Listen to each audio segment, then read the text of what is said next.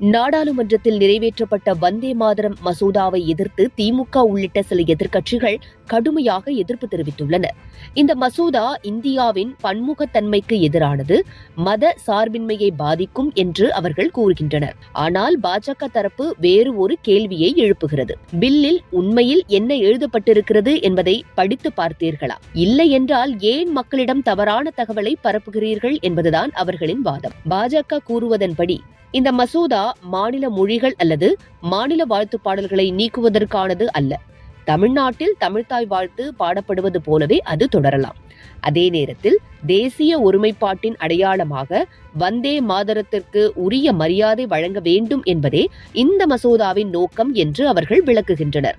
தமிழ்த்தாய் வாழ்த்தை நீக்கப் போகிறீர்கள் அல்லது அனைவரையும் கட்டாயப்படுத்தி பாட வைக்கப் போகிறீர்கள் என்ற குற்றச்சாட்டுகள் பில்லின் உண்மையான உள்ளடக்கத்தை பிரதிபலிக்கவில்லை என்பதே பாஜக தரப்பின் நிலைப்பாடு.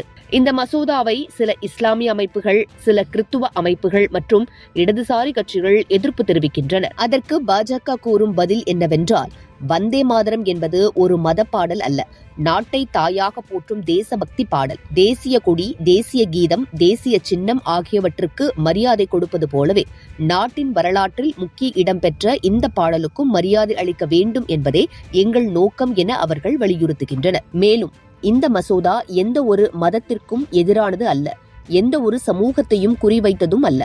மாறாக நாட்டின் ஒற்றுமை மற்றும் தேசிய உணர்வை வலுப்படுத்தும் முயற்சிதான் இது. அரசியல் லாபத்திற்காக மக்களிடம் அச்சத்தையும் குழப்பத்தையும் உருவாக்க வேண்டாம். மசோதாவில் இல்லாத விஷயங்களை இருப்பது போல சொல்லி மக்களை தவறாக வழிநடத்த வேண்டாம் என்பதே பாஜக தரப்பின் முக்கிய பதிலாக உள்ளது. இறுதியில் முடிவு மக்களுடையது. எந்த கருத்தையும் நம்புவதற்கு முன் அந்த மசோதாவில் உண்மையில் என்ன இருக்கிறது என்பதை படித்து பாருங்கள். அரசியல் குற்றச்சாட்டுகளையும் உண்மையான சட்டத்தின் உள்ளடக்கத்தையும் தனித்தனியாக மதிப்பிடுங்கள். ஜனநாயகத்தில் கருத்து வேறுபாடு இருக்கலாம், ஆனால் அது உண்மையான தகவல்களின் அடிப்படையில் இருக்க வேண்டும் என்பதுதான் இந்த விவாதம் நமக்கு சொல்லும் முக்கியமான பாடம்.